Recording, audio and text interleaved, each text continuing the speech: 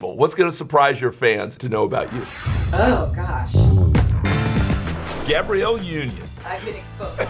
Surviving trauma. I was raped at gunpoint at 19. Her struggles to become a mom. The well was dry. Her leading man. Watching him evolve, it's been amazing to watch.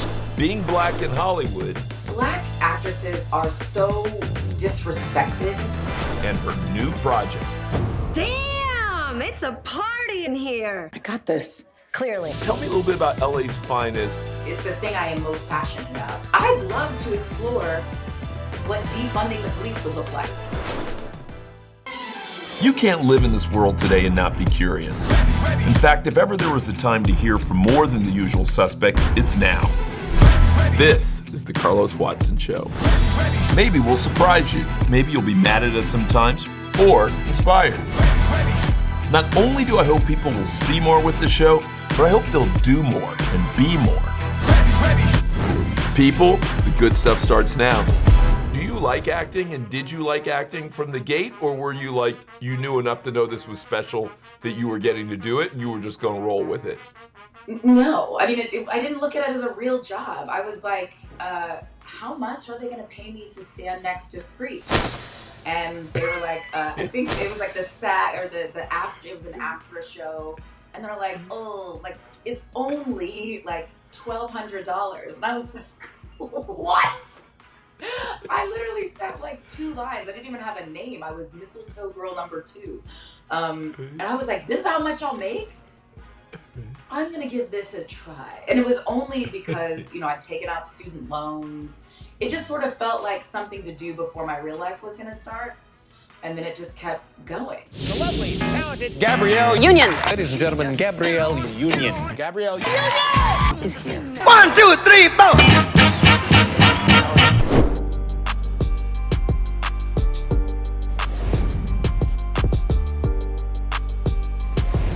So when did you break through in your mind? Because you know the journey better than anybody else. Like, when was there a moment where you felt like this is no longer something that I'm just kind of trying, I'm just kind of playing at?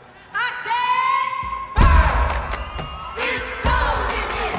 There must be some bubbles in the atmosphere. Right after Bring It On, where there was name face recognition, where it stopped being something I was kind of doing to make money and pay off my student loans and help my family. You want to make it right?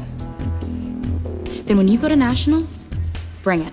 Other people on the street were like, Gabrielle Union. And when they start saying your first and last name, it stops being something that's yours. You kind of start to belong to other people.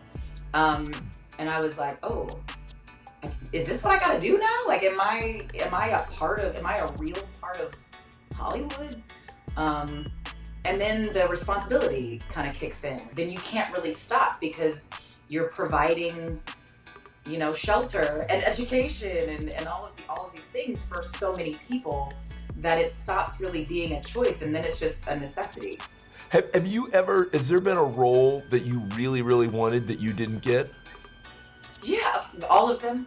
Yeah, no, I mean, you know, and I've talked about it before, but, you know, at the time, there just wasn't a lot of, you know, opportunity for Black women, like grown Black women, to play, you know, nuanced, complex, you know, delicious characters. And so when Shonda Rhimes created the role of Olivia Pope, everyone and their mother auditioned for that, and everyone wanted it because it was the only thing like it. And for like a whole generation, it was all, you know, we all had to look forward to. And I was eliminated. I think I got it like to the top 5. Well, guess what? Grow the hell up, because that is how it is. When you look back on that experience now and you take it all in together, do you look back on it positively? Do you look back on it because of the way it ended not positively? How do you look back on it? No, I mean, I'm not a coulda, woulda, shoulda person. Like, obviously the right person got the job. But it was the experience. Black actresses are so disrespected at every step of the way. And what Shonda did was create this beautiful, respectful process with the casting process. We're never given that kind of consideration or respect. and she treated us all so well, and she handled us so beautifully, and she was so nurturing. So even though, like, you know, only one person got the job, none of us left there feeling bad.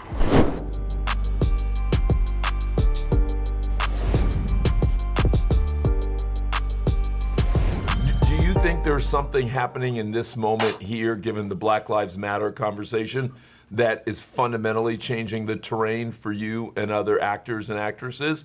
Or is it more lip service or more aspirational? So there's more opportunity, period, now more than there has ever been. And that's not saying that there's been these huge monumental shifts. There's just so many shows being produced because of streaming services, all these new cable shows, you know, YouTube. There's just so many, there's so many hours of programming they need to fill and cast. So yes, as a byproduct of just more, there's just more. Now, what are those roles like? Are we getting paid, you know, comparably? Are we being respected in this process? Are they hiring hair and makeup people who are qualified to do all of that, all of this new diversity and inclusion that everyone speaks of? No. Are the crews reflective of all this new diversity and inclusion? No. Directors, writer, like, no. So there, even though there is more, we are at, like, this is like the tip of the iceberg, and we need to be able to fill in these ranks and have our numbers in Hollywood match our numbers in the country. And we are nowhere close to that. I broke into the wrong house.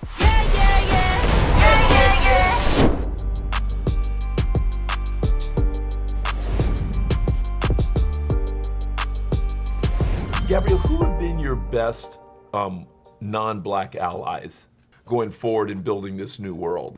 Yeah, I mean, it's funny, somebody asked me this question the other day, and I'd kind of forgotten about the first non-Black real ally that put me on, and it changed my whole life, which was Aaron Spelling. Aaron Spelling, R.I.P., put me on a show called Seventh Heaven. And I wasn't a series regular. It was one of my first gigs, but he paid me like I was a series regular. So for Aaron Spelling to give me a quote as a reoccurring actress on one of his shows that was on par with, you know, series regular money, changed my whole life, changed everything. But like, then there's people who I've never worked with, who I see doing the work, who I don't know at all, like Jessica Chastain.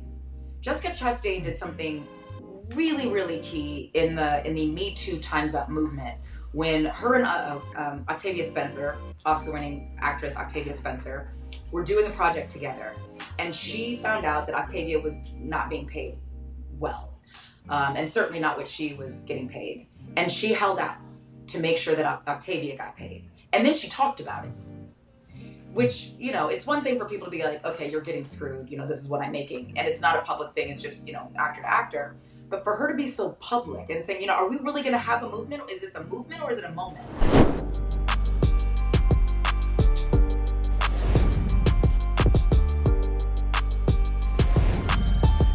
Talk to me a little bit about Me Too and Black women, because when we heard Me Too, at the moment at least, it's associated disproportionately with white actresses. So I think of Rose McGowan, I think of Alyssa Milano, etc. New day is on the horizon. How did Me Too play out for you and other Black actresses over the last 20 years, and then as everything was going down? For me, I was raped at gunpoint at 19 in 1992. And one of the first cover I ever got in my career was this magazine called Savoy Magazine that Bob Johnson created. And in that cover story, I decided to tell my story. Going through, going from sexual assault victim to rape survivor, I never thought like being honest would have that kind of reaction. It was like, what? But you're so normal. but you're sexy. And every time I would talk about it, more and more women and men would come to me and be like, hey, me too. Yeah, I mean, and people always use me as a part of the Me Too movement, and I gladly am. I've been talking about this since I've been a survivor since 92, but been talking about it since probably 2002. It's a weird case of amnesia, because it's like every time I talk about it, it's like, whoa, and then they forget. And then I'll be like, well, I'm as a rape survivor, they're like, what? I'm like, I was on Oprah like a few times now. Like, how is it that you keep forgetting? But it's, no matter how many times I talk about it, it's like people want to put it out of their mind. Black women, as Malcolm X said, Black women are the most disrespected, unprotected women, that exist. And that's very true. And no matter how many times we're screaming about our trauma and our experience, it doesn't stick. Were you scared to bring up issues? I mean, it's interesting now when I think about what you did at Savoy, with Savoy, and the boldness that took, because I remember it, and I remember how unusual it was. And I'm now reminded that you've been fearless a long time. When I saw you push for healthier workplaces more recently, part of me thought, I wonder if she's scared, I wonder if she's nervous, but now hearing you talk, I'm thinking maybe not. Were you scared to go there and to bring issues up? No. It's more of, it's not fear though. I'm not afraid of much. Still a little afraid of my dad. I got to work through those issues in therapy, but I'm not afraid of much. And I am afraid of disappointing people. And when I look around and other people are seeing the same things I am, but they have no voice, they have no power, and I'm like, well, here we go. Let's put on our seatbelts. Here we go. As long as I can sleep at night, my pockets might be a little thinner, but my soul is full. So.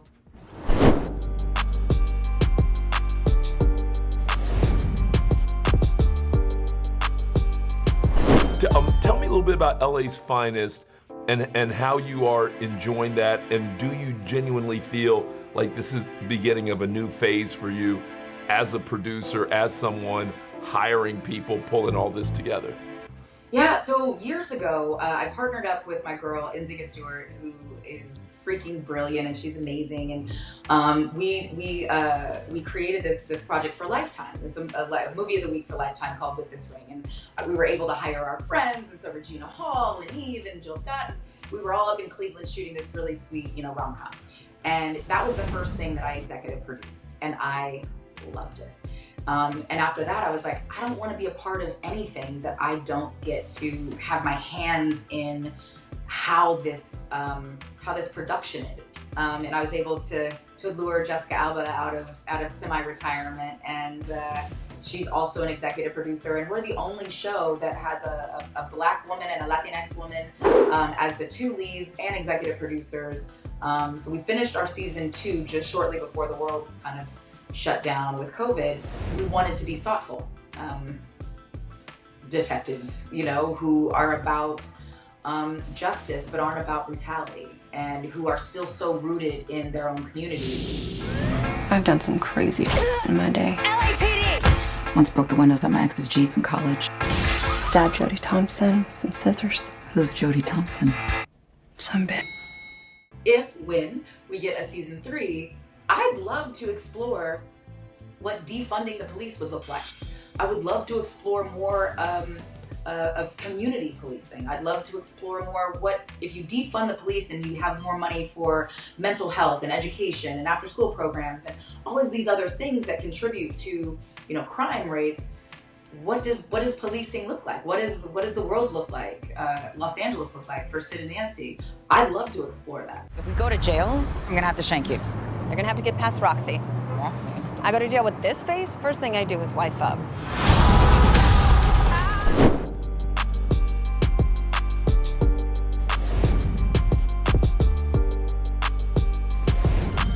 Tell me a little bit, if you don't mind, about what you've learned about love. What have you learned about love Oh God, what haven't I learned? You can be a down-ass chick or a ride or die without trauma.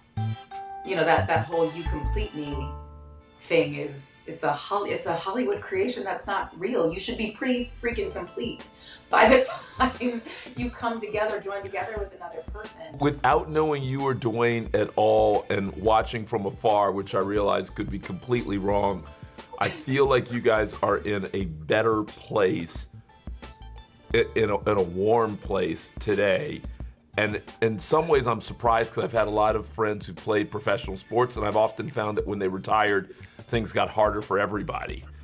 But has it entered a new season, and is there anything interesting you've learned, good or bad? Yeah, I mean, and he was so transparent about it. And I was like, I remember I was sitting on the stairs at our house in Miami, and he was doing this interview, you know, his last year, the last dance and it all, with Rachel Nichols. And she was like, so what's next? Right? And I'm sure she was like expecting some different answer. And he said, therapy. And I was on the stairs like, what did he just say? And he was like, therapy, I'm gonna need help with this transition. And I was like, slow clap for my husband.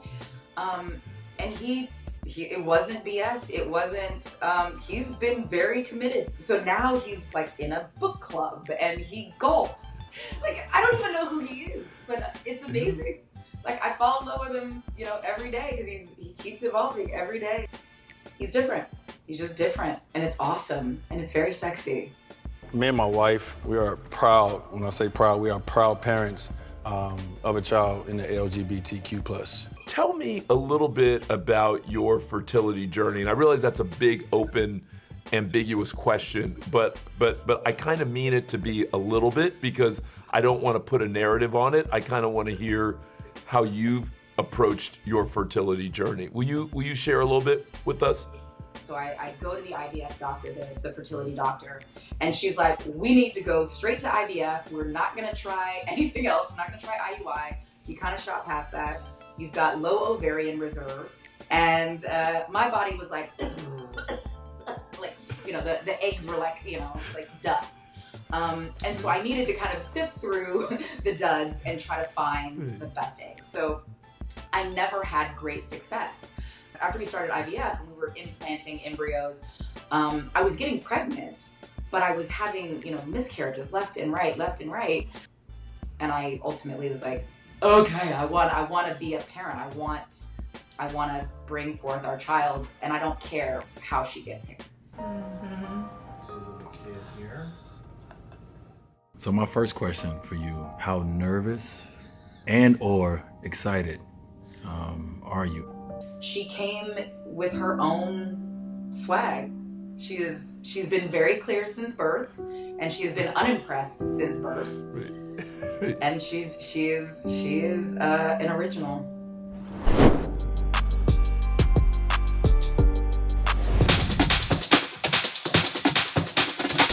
Gabrielle, do you mind if we wrap up by doing what I call rapid fire? So I hit you with a couple of things. I want your quick reactions to them.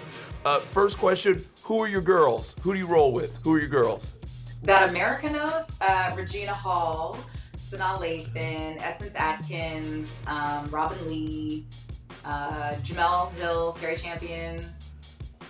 Your favorite show on TV that you are not currently starring in? What show do you love? What's one or two of your favorite shows? Oh, well, right now I'm watching I May Destroy You, which literally destroys me every week.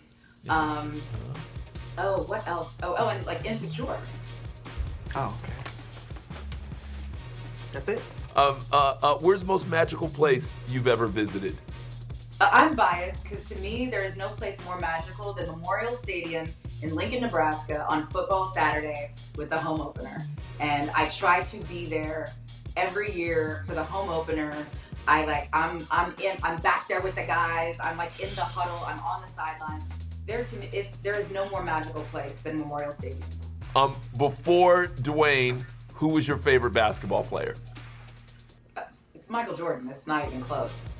You know, there's only one MJ. He's, you know, and because he's a friend, it's like, he's that guy, you know? Like, there's times where like we're just drinking wine and I'm like, oh, that's right, you're the best basketball player that like ever lived. Oh yeah, that's right. Let me get some more rosé. Who's your favorite famous couple pair? So you and Dwayne like to hang out with what other famous couple? Who do you guys have the best time with? John and Chrissy. Actually, there's a lot of similarity there because she's got a great sense of humor, you've got a great sense of humor, and it feels like both of the guys have a little bit of introvert in them. They're like not. They're both peacocks, but like undercover peacocks. Fast forward 10 years from now, where am I gonna see you? What are you thinking about? What do you want? What would make you smile? I'm gonna be in the stands being a psychotic Bobby Knight style parent watching one of Cobb's games. I don't know if she's gonna play basketball or soccer or softball or track or swim or whatever it is. I'm going to be the psychotic, Mama June on the sidelines. Like, that's just gonna be who I am. What's gonna surprise people? What's gonna surprise your fans? Even people who think they know you, who've been big fans for a long time, what would surprise them to know about you? Words with Friends, and I have 23 games going right now. And I generally have over 20 going at all times. And are you good or no? Of course I'm good. I wouldn't be playing that many games if I wasn't murdering people left and right. Yes. You know what? I love you. You are a good trash talker, and you're a trash talker with a smile, which is the best kind of trash talker. So that's good. I love it. That is too good. I will have to play you at some point. Gabrielle, thank you so much. Yeah. Oh, bring it on. Okay. I will. Hey, I hope you really enjoyed the show today. I loved having Gabrielle Union on. She was so funny and alive. And what a big thinker. I love what she shared about fertility. So loved hearing about her love affair with Dwayne. Really interesting, her thoughts on the Me Too movement. I thought really profound. And then to have her openly say that the younger generation, the Issa Raes and the others of the world, are inspiring her and making her bolder, I thought was great. Listen, I hope you're loving this show. And if you are, please do the right thing. You know what that means. 2 things: subscribe and tell a friend. Thanks for joining. I'll see you soon.